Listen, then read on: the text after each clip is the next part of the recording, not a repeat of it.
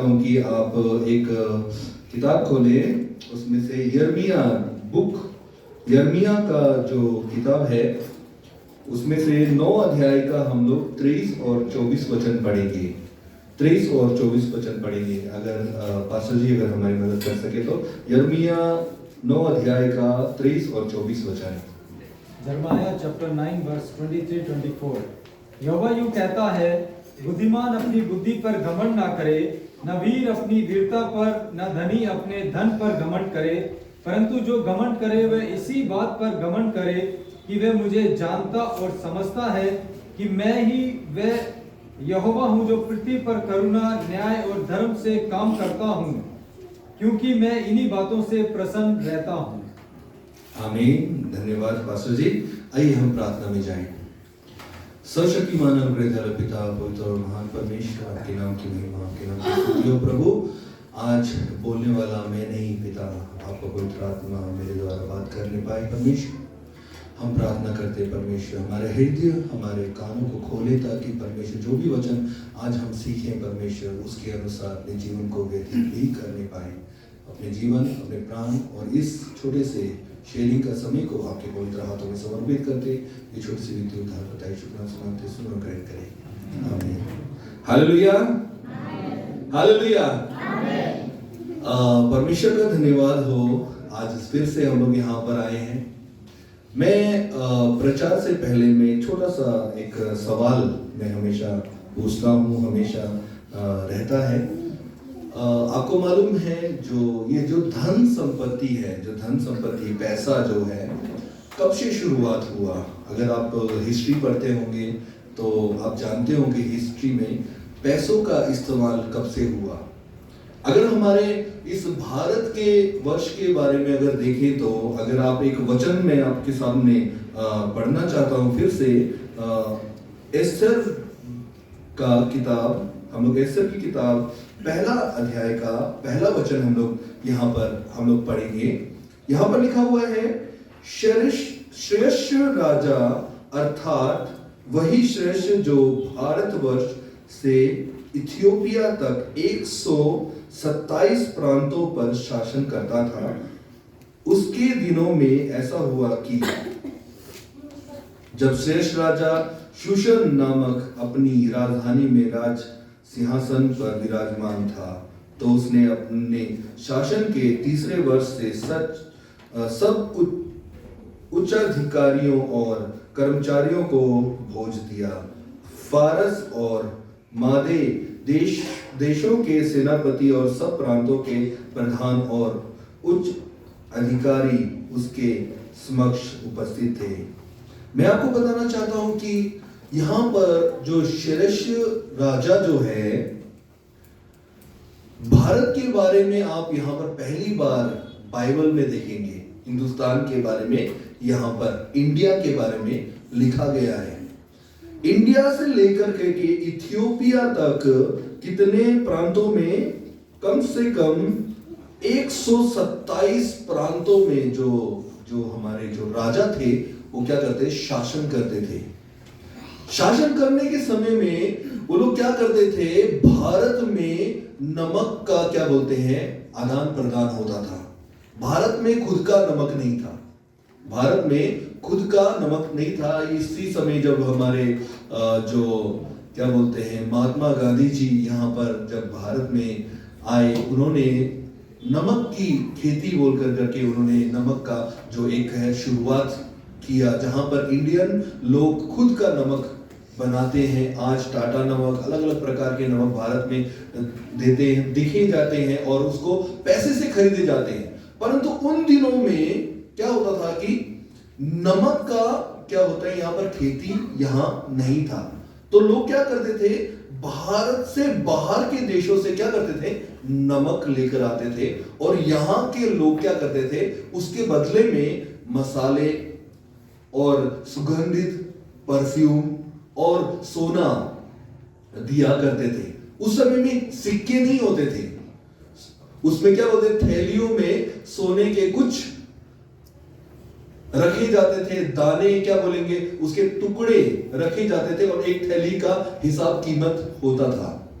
नमक का बिजनेस किया जाता था, पैसों का बिजनेस नहीं था उस समय में।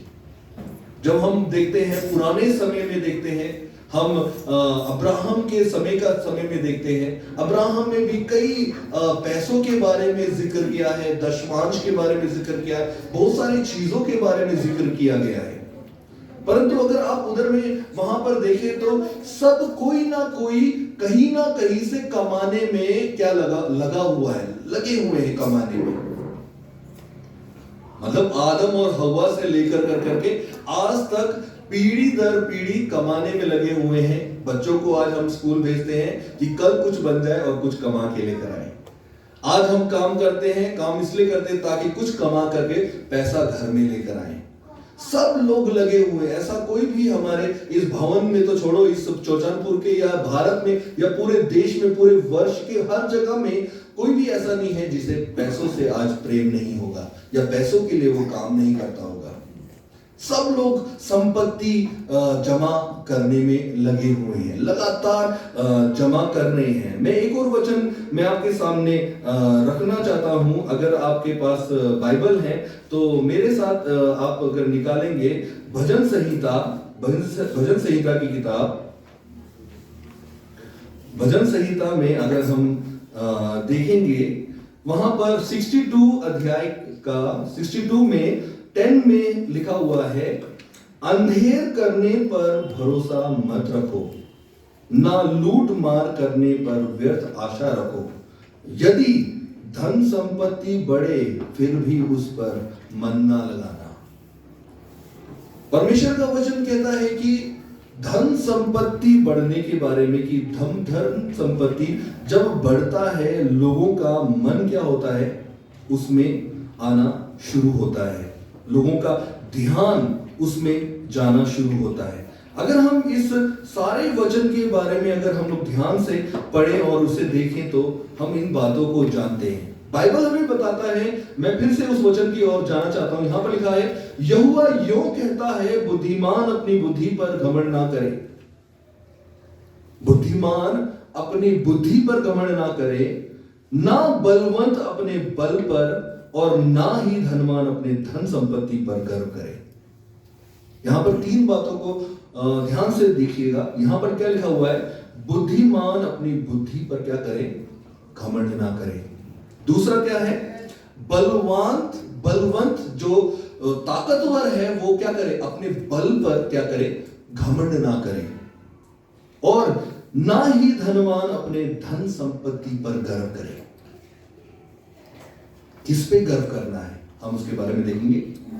परंतु जो गर्व करता है वह इस बात पर गर्व करे कि वह मुझे जानता और समझता है। आज हम यहां पर कितने ही लोग आए हैं, यहां पर आज आराधना प्रार्थना में आए हैं। हम अपने आप से आज एक सवाल पूछे, हमारा गर्व कहां है, किस पर है हमारा गर्व? क्या हमारे धन संपत्ति पर, क्या हमारी बुद्धि पर, क्या हमारे ताकत पर? आज मनुष्य के पास में ये 3 चीजों का इस्तेमाल सब चीज किसके लिए करता है, धन कमाने के लिए करता है। आज हम बुद्धि कमा रहे हैं, स्कूलों में जा रहे हैं, पैसा लाखों रुपया दे करके कॉलेजों में भेज रहे हैं, स्कूलों में भेज रहे हैं, इंजीनियरिंग में भेज रहे हैं, डॉक्टरी में भेज रहे हैं, सारे चीजों में, हर सब जगह में पैसे के बगैर में नहीं हो सकता है। आज धन से हम क्या कर रहे हैं, बुद्धि खरीद रहे हैं, ज्ञान खरीद रहे हैं। दूसरा आता है बलवंत के बारे में। आज अगर जाएं तो ओलंपिया का या मिस्टर इंडिया या मिस्टर मणिपुर या मिस्टर कहीं का भी स्टेट लेवल का चैंपियन क्यों ना होगा, आज घंटों जिम में अपना समय बिताता है, लाखों रुपए वो खर्च करता है, अपने शरीरों को बलवंत करता है। सारा सिस्टम क्या है, पैसों में आ जाता है। तभी इसी यहां पर अगर आप देखेंगे 3 बातों के बारे में लिखा हुआ है। पहला लिखा है किसके बारे में, बुद्धि के बारे में, कि बुद्धि में घमंड ना करें। बेशक आपने वो पैसे से कमा लिया, आज बच्चों को स्कूल में भेजा जा रहा है ताकि वो बुद्धि कमाएं और क्या करें, लास्ट में पैसा कमाएं। परंतु बाइबल बताता है कि जब अधिक धन हो जाता है उसमें क्या करें, मन ना लगाएं। मैं ये नहीं कहता कि धन नहीं कमाना है, परंतु कई बार हमारा गर्व, हमारे धन में हमारा गर्व हो रहता है, हमारा ध्यान गर्व किस में रहता है, धन में रहता है, हमारे सारी चीजें धन में रहती हैं। बाइबल का वचन कहता है, मत्ती अध्याय 6:33 में कहता है, परमेश्वर के धर्म और राज्य की खोज करो तो ये सारी वस्तुएं मैं तुम्हें आप ही दे दूंगा। उसके धर्म और राज्य की खोज करेंगे तो धन संपत्ति या कुछ भी चीजें वो परमेश्वर देने पर हमारे लिए हमेशा तैयार है। हमें गर्व किस में करना है, बाइबल हमें बताती है, परंतु जो गर्व करता है वह इस बात पर गर्व करे कि वह मुझे जानता और समझता है। जानना और समझना दो बातें हैं। हम जानते हैं प्रधानमंत्री को, हम जानते हैं, राइट, प्रधानमंत्री हमको नहीं जानते हैं, परंतु हम उसको समझते नहीं है। वैसे ही आज हम में से कितने लोग हैं, शायद हो सकता है खास तौर पे मसीही लोग आज यीशु मसीह को जानते हैं, पर क्या समझते हैं? आज हम सोचें, क्या हम उसे समझते हैं? हमारा गर्व किस पर होना चाहिए, आज हमें जानना है। मैं आपको एक स्टोरी के तौर पे बताना चाहता हूं, मैं ज्यादा समय नहीं लूंगा, एक स्टोरी में बताना चाहता हूं। उस स्टोरी का एक नाम है, बोलते हैं अननाउन मिशनरी। स्टोरी का नाम क्या है? Unknown missionaries. एक लड़का क्रिश्चियन फैमिली से बिलोंग्स करता था, परमेश्वर के बारे में उसने जाना। एक दिन ऐसा समय आया कि उसने सुना कि क्या बोलते हैं, साउथ अफ्रीका में एक भी मिशनरी काम करने के लिए नहीं जाता है। क्यों नहीं जाता है? क्योंकि वहां पर वो लोग क्या है, मांसाहारी लोग हैं जो इंसानों का मीट तक भी खाते हैं। उस डर की वजह से कई मिशनरी लोगों ने वहां जाना ना चाहा। कई लोग वहां जाने का कोशिश किया और कई लोगों ने अपने जानों को दे दिया। उस डर की वजह से वो वहां पर नहीं जा पाए। एक दिन क्या हुआ, परमेश्वर ने उस व्यक्ति को दर्शन दिया। परमेश्वर ने उस व्यक्ति को क्या किया? दर्शन दिया। केवल 18 साल की उम्र में सबसे पहला मिशनरी के तौर पे जो वहां से जिंदा आया, एक मिशनरी जो पहली बार जाकर करके वहां अपना समय बिताया। तकरीबन कितने साल रहा वहां पर? 52 इयर्स उस जगह में, साउथ अफ्रीका में मिनिस्ट्री किया। कई लोगों ने कई ऐसे चमत्कार देखे। लोग मुर्दा जिंदा होते हैं वहां पर, लंगड़े चलते हैं, अंधे देखते हैं, गूंगे बोलने लगते हैं। ऐसा सारी चीजें होने लगी वहां पर और लोगों ने बहुत ही यीशु मसीह को विश्वास किया और बहुत सारे मसीही जगह ऐसा बन गया जहां पर हर दिन आराधना होना शुरू हो गया। वो आदमी बहुत खुश था। उसने कहा कि नहीं, अभी मेरा काम कंप्लीट हो गया है, मैं अपने घरों में वापस चले जाऊंगा। एक टाइम में भी उसने क्या किया? छुट्टी नहीं लिया, घर वापस नहीं गया। 52 इयर्स उसने अपने जीवन को कहां बिताया? साउथ अफ्रीका में। साउथ अफ्रीका में उस समय में ना तो रोड है, ना तो बिजली था, ना तो खाने पीने की अवस्था, ना ही अच्छा घर, कुछ नहीं। क्या होगा क्या नहीं होगा? एक बैचलर लड़का जो वैसी जगह में जा रहा है, मां बाप का क्या सपना होगा क्या नहीं होगा वो छोड़कर करके परमेश्वर के लिए मुझे सेवकाई करना है, वो बोल करके वहां साउथ अफ्रीका में चला। पूरा दुख मुसीबत के साथ में, परेशानियों के साथ में, ऐसा कोई भी पल नहीं होगा जहां पर उसने इतने टेंशन के साथ में वो मिनिस्ट्री ना किया हो। मिनिस्ट्री करता रहा। 52 साल बीत गया। उसने सोचा कि अरे अभी तो समय आ चुका है, अभी तो बहुत सारे मिशनरी हो चुके हैं, पास्टर हो चुके हैं, चर्च बन चुका है, मेरा काम खत्म हुआ, कम से कम अपने परिवार को मैं मिलने वापस जाऊंगा और जब मैं जाऊंगा तो लोग मेरे नाम को पहचानेंगे कि हाँ एक पास्टर, एक इवांजलिस्ट वापिस आया है इतने सालों के बाद में, एक उम्मीद लेकर करके कहां बैठा? फ्लाइट में गया, फ्लाइट में आ रहा है, आसमान की ओर उड़ते हुए जा रहा है, प्रभु को धन्यवाद कर रहा है। प्रभु देखो, आज इतने सालों बाद में मैं एरोप्लेन में आज इतने करीब में आपके पास आया हूं।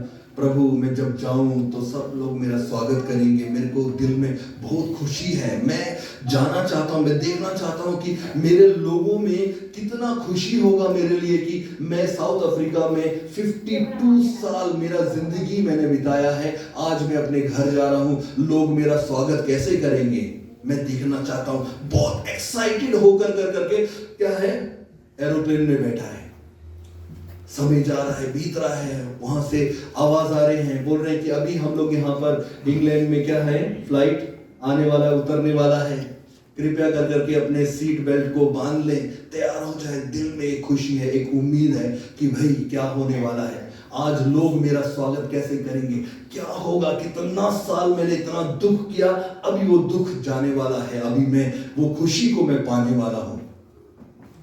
जब एरोप्लेन से वो लोग क्या बोलते हैं, लैंडिंग किया, लैंडिंग करने के बाद में जब वो दरवाजे की तरफ जा रहा था, दिल में उम्मीद था कि नहीं, अभी एरोप्लेन के बाहर में भी कितने ही लोग मेरा वेट कर रहे होंगे, मुझे जानने के लिए, मुझे देखने के लिए वेट कर रहे होंगे। एरोप्लेन के सामने से गया, देखा, जैसे ही बाहर निकला देखा सचमुच में बहुत सारे लोग आए थे, ड्रम बीट रहे हैं, कुछ गाना गा रहे हैं, सब चीज हो रहा है। इतना खुशी हुआ, वो आसमान की ओर देखने लगा, धन्यवाद करने लगा। तभी से एक पीछे से एक आवाज आया, बोला बाबा कृपया करके जल्दी से जाएंगे, हमारे सीएम साहब आ रहे हैं, हमारे कौन आ रहे हैं, प्रधानमंत्री वहां से आ रहे हैं, आप कृपया करके थोड़ा साइड होंगे, बोल करके वो जैसे ही थोड़ा साइड गए, उसने देखा कि ये जितना भी वेलकम है ना, मेरे लिए नहीं है, उस नेता के लिए है, उस नेता के लिए है, वो सारा जितना भी हुआ ना उस नेता के लिए है। वो बहुत दुखी हुआ, दिल में बहुत दुखी हुआ, दुख दिल में बहुत आ गया और उदास हो गया, उसके आंखों से आंसू निकलने लगा। बोला प्रभु को, बोला प्रभु ये क्या है? 18 साल की उम्र में जब लोग पैसा कमाने के चक्कर में होते हैं, धन संपत्ति कमाने के चक्कर में होते हैं, प्रॉपर्टी बनाने के चक्कर में होते हैं, परिवार बनाने के चक्कर में होते हैं, सारी चीजों को छोड़ करके उस अफ्रीका के ऐसे जंगल में जहां पर इंसानों का मीट तक खाया जाता है, वहां पर बिना बिजली के, बिना अच्छा खाना के, बिना अच्छा घर के, बिना सारी चीजों के, बिना सहूलियत के मैं इतने साल रहा, 52 ईयर मैंने अपने जिंदगी का मैंने बिताया, मेरी जवानी से मेरा बुढ़ापा आ गया। ये क्या हो रहा है प्रभु, मुझे बताएं ये क्या हो रहा है? आज लोग मुझे भूल चुके हैं, आज लोगों के अंदर में मेरा नाम तक नहीं है। बहुत दुखी हुआ, बहुत दुखी हुआ और रो रहा है, एक जगह में बैठ कर करके रो रहा है। प्रभु ने बोला बेटा तू अभी पहुंचा नहीं है घर में, हालेलुया, तू अभी घर में अभी नहीं पहुंचा है, तू असली जगह में अभी तक नहीं पहुंचा है। दुनिया में जितनी चीजें अभी देखी है ना, इससे 100 गुना जब तू वहां पर आएगा, मेरे घर में आएगा, तेरा वेलकम मैं करूंगा, हालेलुया, तेरा वेलकम मैं करूंगा। उस जगह में जब तू कदम रखेगा, करोड़ों मेरे जितने भी स्वर्गदूत हैं वो लोग तेरा वेलकम करेंगे, तुरियां बजेंगी। ये तो कुछ भी नहीं है बेटा, जो तूने मेरे लिए किया है, खुश हो जा, ये कुछ नहीं है। संसार में कुछ पल के लिए सब भूल जाएंगे, परंतु जब वहां पर पहुंचेगा वो जगह मैं तुझे दूंगा।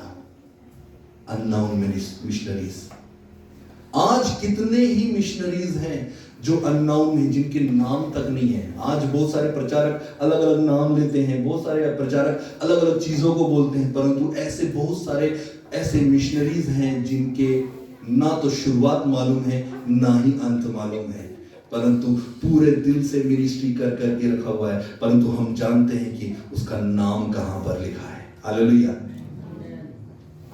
आज भाइयों और बहनों, शायद हो सकता है आपको कोई नहीं जानता हो, शायद आपको लीडर लोग नहीं जानते होंगे, शायद आपको प्रधानमंत्री नहीं जानते होंगे, यहां के लोग आप लोगों को नहीं जानते होंगे, आप क्या कर रहे हैं, क्या अच्छा किया है आपने, कोई नहीं जानता होगा।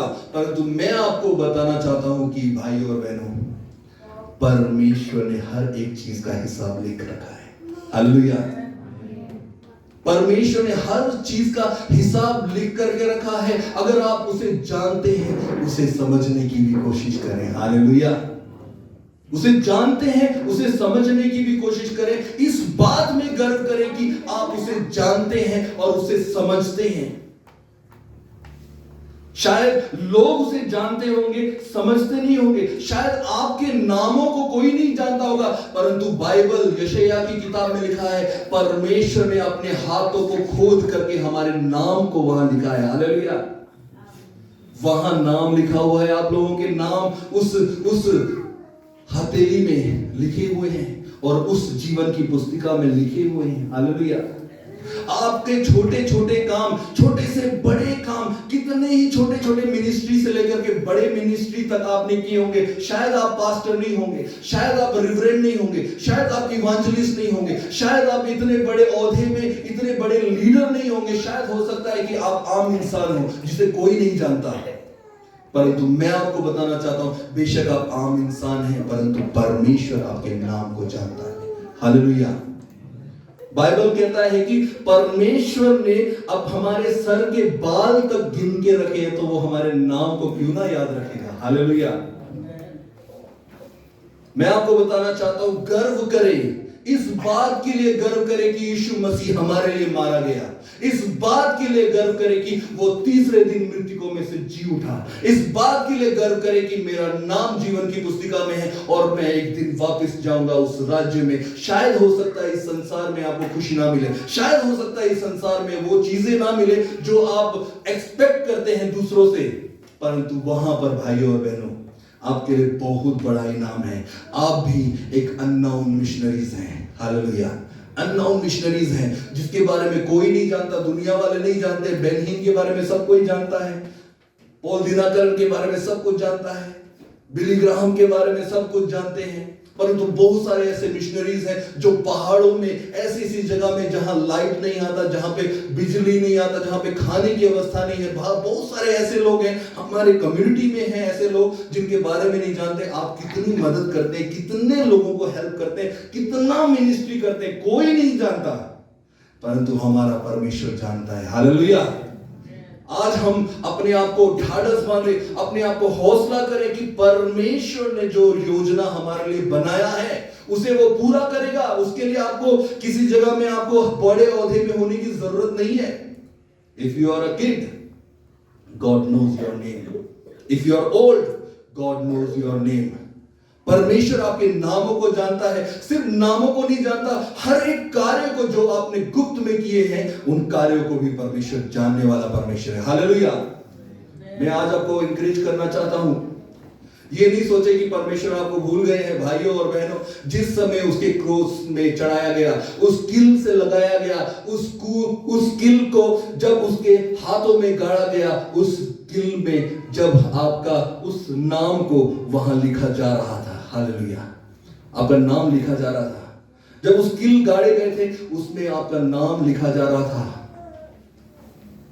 आप इसे जानिए, इसे समझिए।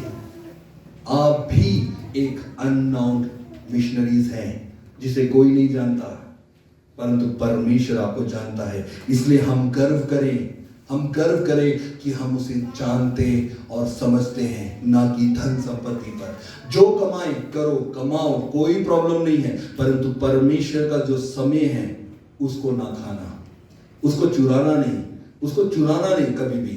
क्यों? क्योंकि कई बार हमें लगता है, मैंने अपनी लाइफ में देखा है, जब मैं गिरफ्त में काम करता था, कई हमारे बाबा लोग यहाँ पर हैं जो गिरफ्त में काम कर चुके हैं, मैं भी गिरफ्त में काम करने वाला लड़का, जवान लड़का था, आराधना का समय था, परंतु हमारे दोस्तों ने बुलाया, बोला यहाँ पर अभी बहुत सारा क्या बोलते हैं चारकोल का बैरल आया हुआ है, पैसा अच्छा कमा सकेंगे। मैंने सोचा संडे में भी जाना है, यहाँ पर भी पैसा अच्छा खासा है।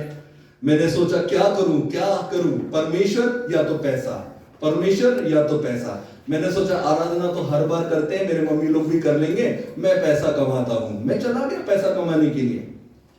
अगर सच बता रहा हूं, अगर मैं सही से काम करता तो नॉर्मल नहीं तो एक दिन में तो 10-12 हजार रुपये आराम से जेब में आ जाना था।